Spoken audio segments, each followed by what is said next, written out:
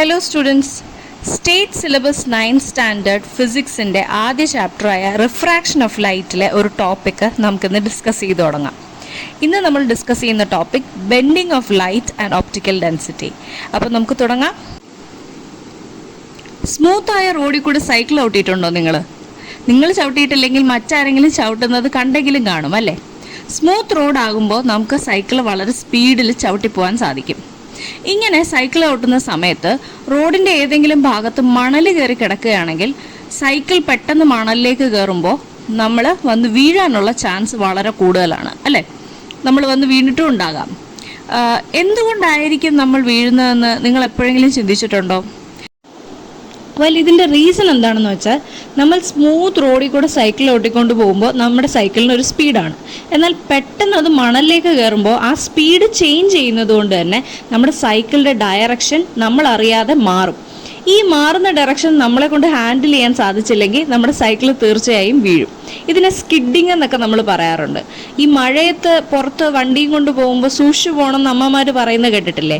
അതിൻ്റെ റീസൺ ഇതാണ്. ഒരു സ്പീഡിൽ നിന്ന് മറ്റൊരു സ്പീഡിലേക്ക് പെട്ടെന്ന് ചേഞ്ച് ആകുന്ന വെഹിക്കിൾ നമ്മുടെ കയ്യിൽ നിന്ന് സ്കിഡ് ചെയ്ത് പോകാനുള്ള ചാൻസ് ഉണ്ട്.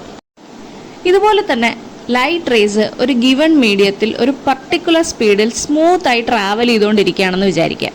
നമ്മൾ പെട്ടെന്ന് മറ്റൊരു മീഡിയത്തിലേക്ക് അതിനെ എൻ്റർ ചെയ്യിക്കാൻ ശ്രമിച്ചാൽ ആ പുതിയ മീഡിയത്തിൽ ലൈറ്റിൻ്റെ സ്പീഡ് ചേഞ്ച് ആവും. ഇങ്ങനെ ചേഞ്ച് ആവുന്നത് കൊണ്ട് തന്നെ ആ ലൈറ്റിൻ്റെ ഡയറക്ഷനിലും ചെറിയൊരു വ്യത്യാസം വരും. പുറമേ നിന്ന് നോക്കുമ്പോൾ നമുക്ക് ലൈറ്റ് ബെൻഡ് ചെയ്യുന്നതായിട്ടാണ് ഫീൽ ചെയ്യുന്നത്.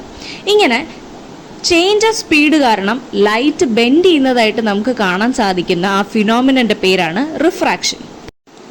റിഫ്രാക്ഷൻ എന്ന ഫിനോമിനയുടെ ഒരു മേജർ എക്സാമ്പിളാണ് മിറാഷ്.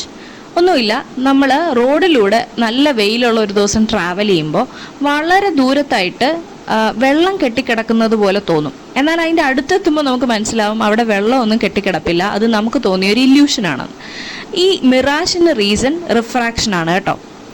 അതുപോലെ മറ്റൊരു എക്സാമ്പിളാണ്, നമ്മൾ വെള്ളത്തിനകത്ത് സ്ട്രോയോ പെൻസിലോ ഒക്കെ ഇട്ടിട്ട് സൈഡിൽ കൂടി നോക്കിയാൽ ആ പെൻസിൽ ഒടിഞ്ഞതായി അതല്ലെങ്കിൽ അത് ബെൻഡ് ചെയ്തതായി കാണപ്പെടുന്നു എന്നുള്ളത്. ഇതും റിഫ്രാക്ഷൻ ഒരു എക്സാമ്പിളാണ്.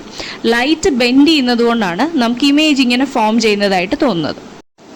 നിങ്ങളുടെ ടെക്സ്റ്റ് പറഞ്ഞിരിക്കുന്ന ഒരു എക്സ്പെരിമെൻറ്റ് നമുക്ക് ഡിസ്കസ് ചെയ്യാം. ആദ്യം തന്നെ ഒരു ഗ്ലാസ്സിൽ കുറച്ച് വെള്ളം എടുക്കുക, എന്നിട്ട് അതിലേക്ക് കുത്തനെ ഒരു പെൻസിലിനെ ഇറക്കി വെക്കുക. നമ്മൾ നേരത്തെ എക്സാമ്പിളിൽ കണ്ടതുപോലെ പെൻസിൽ ഒടിയോ അല്ലെങ്കിൽ ബെൻഡ് ചെയ്തതായി കാണപ്പെടുകയോ ചെയ്യില്ല. നമ്മൾ കഴിഞ്ഞ എക്സാമ്പിൾ കണ്ടായിരുന്നു, നമ്മൾ ആ സ്ട്രോ അല്ലെങ്കിൽ പെൻസിലിനെ ചരിച്ചാണ് ഇട്ടിരുന്നത്. അപ്പോഴാണ് അത് ബെൻഡ് ചെയ്തു അല്ലെങ്കിൽ ഒടിഞ്ഞതായി കാണപ്പെട്ടത്. എന്നാൽ ഇവിടെ നമ്മൾ കുത്തനെ നിർത്തുന്നത് കൊണ്ട് തന്നെ ആ പെൻസിൽ പ്രത്യേകിച്ച് യാതൊരു മാറ്റവും വരുന്നതായി കാണാൻ സാധിക്കില്ല. ഇതിൽ നിന്ന് നമുക്കൊരു കാര്യം മനസ്സിലാക്കാം. ലൈറ്റ് റേ രണ്ട് മീഡിയത്തിൻ്റെ ഇടയിലുള്ള സർഫസിൽ പെർപെൻഡിക്കുലർ ആയിട്ടാണ് ഫോളോ ചെയ്യുന്നതെങ്കിൽ അതിന് പ്രത്യേകിച്ച് യാതൊരു ബെൻഡിങ്ങും സംഭവിക്കാതെ അത് സ്ട്രെയിറ്റ് ലൈൻ ആയിട്ട് തന്നെ മുമ്പോട്ട് പോകും. എന്നാൽ ഒരു ലൈറ്റ് റേ ചരിഞ്ഞാണ് രണ്ട് മീഡിയത്തിൻ്റെ ഇടയിലുള്ള സർഫസിൽ വീഴുന്നതെങ്കിൽ, അതായത് ഇംഗ്ലീഷ് പറയുകയാണെങ്കിൽ, if a light ray falls obliquely on the surface junction then it ബെൻഡ്സ്.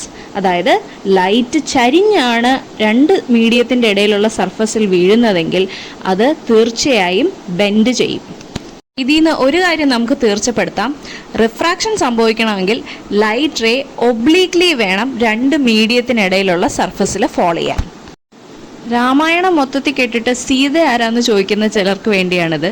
Teacher ഇതിനകത്ത് ഇടയ്ക്കിടയ്ക്ക് മീഡിയം എന്ന് പറയുന്നുണ്ടായിരുന്നു. അതെന്താന്ന് മനസ്സിലായില്ല എന്ന് പറയുന്ന കൂട്ടുകാർക്ക് വേണ്ടിയിട്ടാണ് കേട്ടോ.